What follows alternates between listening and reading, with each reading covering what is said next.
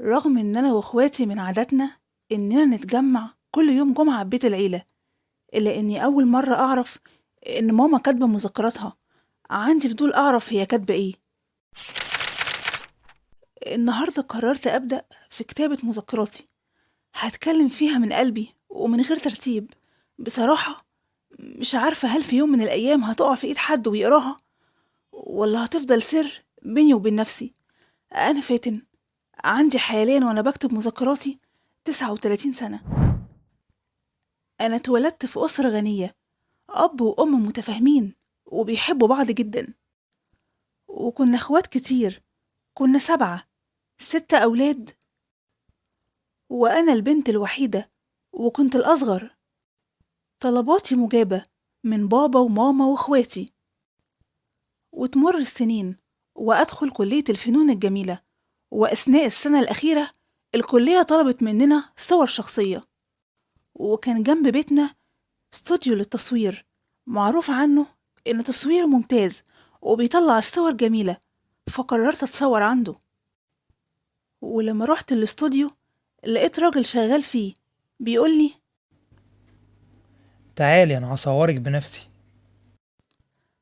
انت حظك حلو يا آنسة إن الأستاذ مدحت صاحب الاستوديو هيصورك بنفسه. هو موجود النهاردة بالصدفة. بجد؟ طب الحمد لله. يعني هتطلع صوري جميلة؟ خلي بالك دي صور للكلية. أنا كمان جاية أتصور هنا وأنا مطمنة لأن سمعتكم سبقكم. يا ريت لو تسمحي لي اعمل لصورتك برواز كبير وهحطه في الباترينا عندي، لان ملامحك جميلة قوي والناس هتعجب بصورتك، وهتخلي ناس كتيرة تحب تيجي وتتصور عندي. شكرا لذوقك. أنا موافقة، ما عنديش أي مشكلة إنك تحط صورتي في الباترينا. وعلى فكرة انا اعرفك كويس جدا، بس انتي ما تعرفنيش لاننا جيران، واعرف باباكي واخواتك وبشوفك على طول وانت راجعة من الكلية. بس أنا معرفكش. أنا أعرف الاستوديو بس، وأعرف إنه بيطلع الصور جميلة. على العموم فرصة سعيدة، وشكرا جدا ليك إنك صورتني بنفسك. واليوم ده رجعت بيتي ودخلت أوضتي وأنا حاسة إني مبسوطة ومش عارفة إيه السبب. وسألت نفسي: هو أنا أعجبت بالشخص اللي صورني ده، ولا أنا انجذبت له عشان كان ذوقه معايا واهتم بيا؟ مش عارفة، حاسة بشعور ملخبطني. بس لو كان ده حب، الحب ده ما ينفعش. ده متجوز ولابس في ايده دبلة. بلاش توجعي قلبك على الفاضي.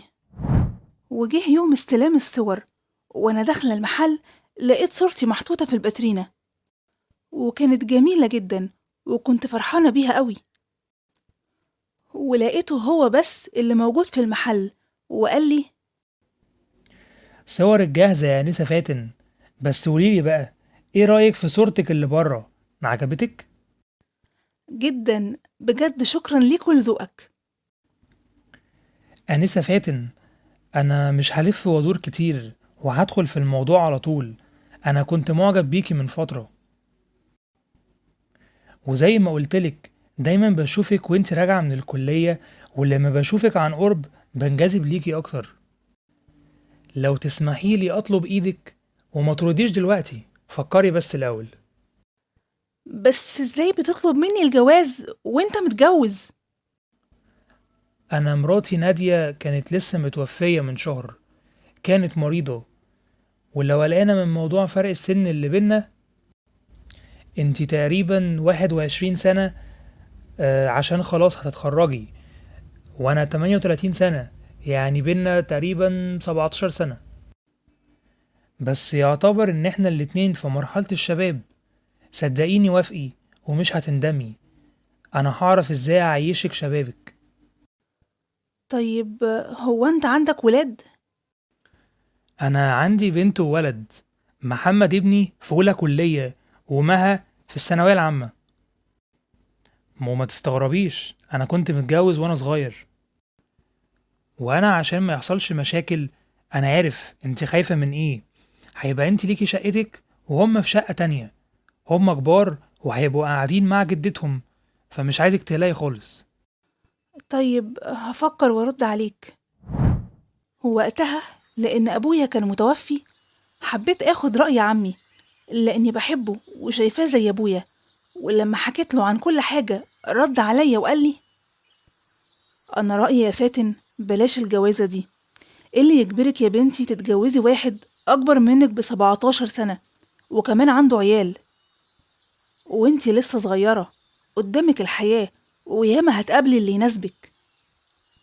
بس يا عمي أنا حاسة إني منجذبة ليه جدا، وحاسة إني مش قادرة أرفضه ومش قادرة أبعد عنه. يمكن يا فاتن عشان شفتي فيه أبوك الله يرحمه. لو إنتي هتتجوزيه عشان كده يبقى العلاقة دي هتفشل يا بنتي. لا لا يا عمي، مش كده خالص. هو مش كبير للدرجة دي، بس كل اللي أقدر أقوله إني أول ما شفته انجذبت ليه. حسيته ذوق وحنين كده معايا، وحسيت بالفرحة لما طلبني. بس ظروفه بقى هي اللي خلتني أبقى مترددة وبفكر، ورغم التفكير ده والتناقض اللي جوايا ما بين ولأ، قلبي عايزه. خلاص يا بنتي، مادام انتي مرتاحاله ربنا يوفقك ويسعدك ويكتب لك الخير معاه.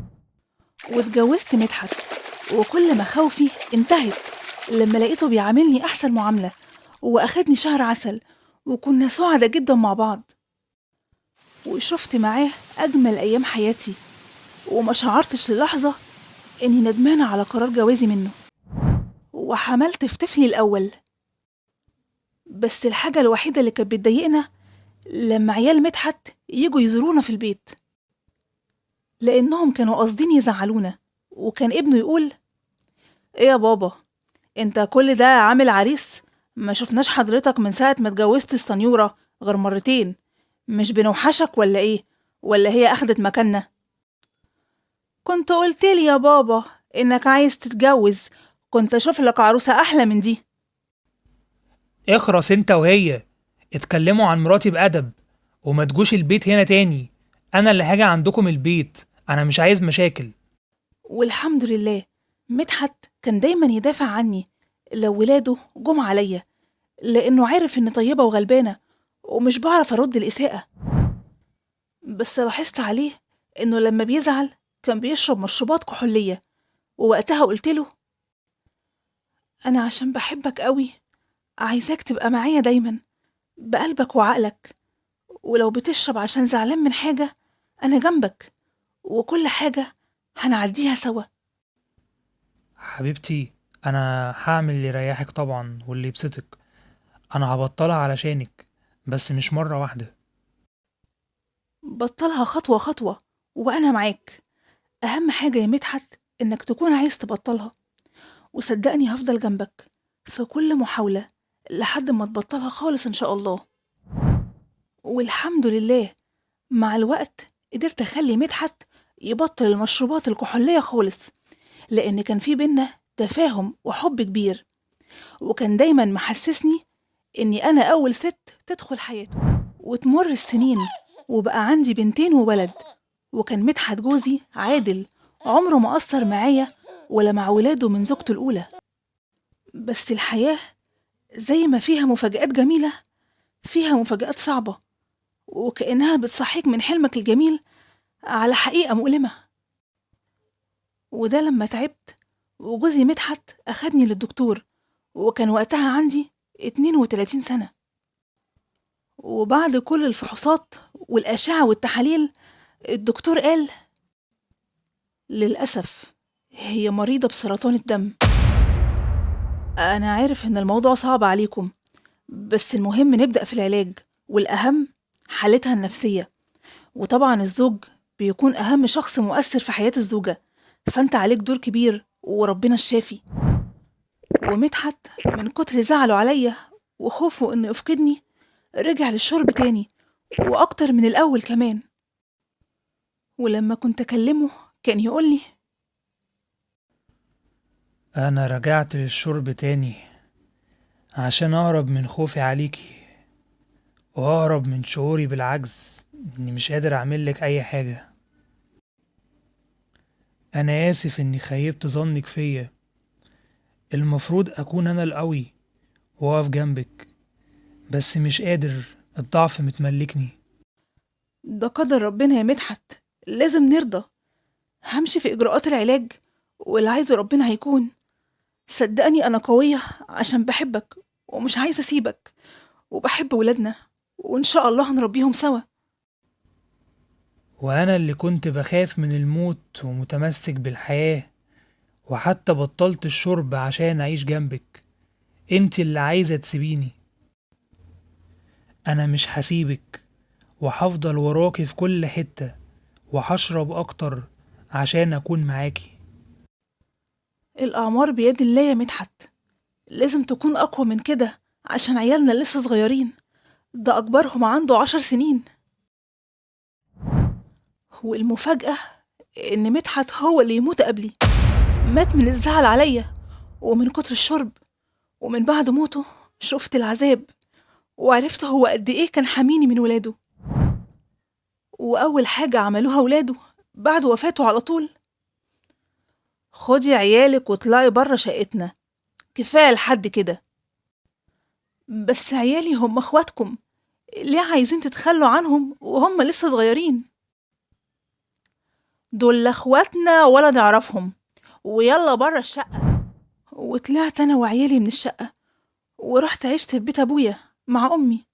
وطبعا ده حصل لأن الشقة دي مكتوبة باسم مدحت، والورثة عايزين حقهم فيها، وأنا ما كانش ليا حد يدافع عني. كل أخ من خواتي كان مشغول بحياته لأنهم اتغيروا بعد الجواز، إلا أخويا إسماعيل كان دايما بيساعدني وبيديني فلوس تعني على الحياة. ولأن كمان للأسف لما بابا توفى كان خسران كل حاجة وما بقاش يملك غير البيت ده. ويا ريت شر ولاد مدحت وقف بعد ما طردوني من الشقة، لأ، دول كملوا عليا لما لقيت الضابط بيقولي: في بلاغ متقدم ضدك من ولاد المرحومة نادية بخصوص اختفاء دهبها، وبيتهموكي إنك انتي اللي سرقتيه. دهب ايه وسرقة ايه؟ أنا معرفش أي حاجة، معرفش إن معاها دهب أصلا. طبعا انتي ليكي الحق في الدفاع عن نفسك، بس في محضر معمول ضدك وفي إذن نيابة، ولازم تتفضلي معانا عشان التحقيق، ولو بريئة هتطلعي على طول. يعني هتقبضوا عليا من غير دليل ومن غير ما تسمعوني حتى؟ احنا بننفذ القانون يا مدام، والتحقيق هيبين الحقيقة.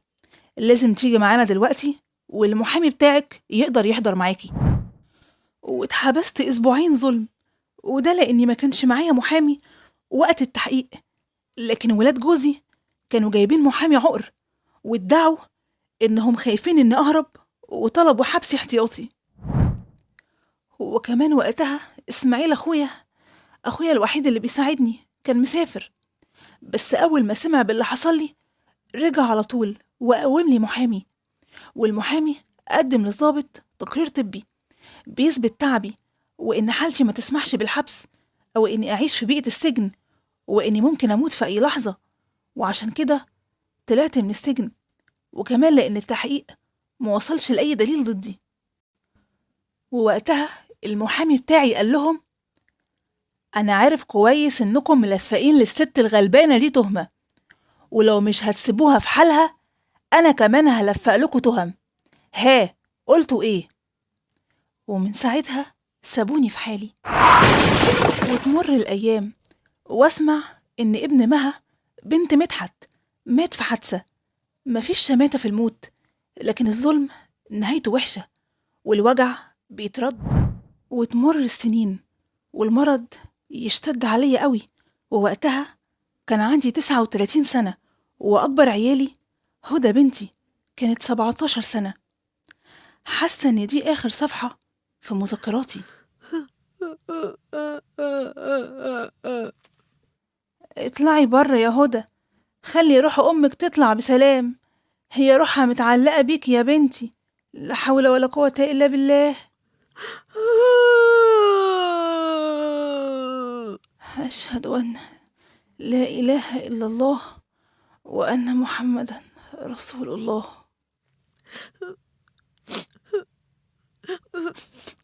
وبعد وفاة أمي الله يرحمها كانت الناس كلها بتساعدنا عشان أيتام، والحمد لله أنا وأختي أميرة وأخويا مصطفى، كلنا اتعلمنا واشتغلنا واتجوزنا وعايشين في أفضل حال بفضل ربنا أولا، وبفضل بركة أمنا وطيبة قلبها. ربنا يرحمها ويجعل تعبها في ميزان حسناتها.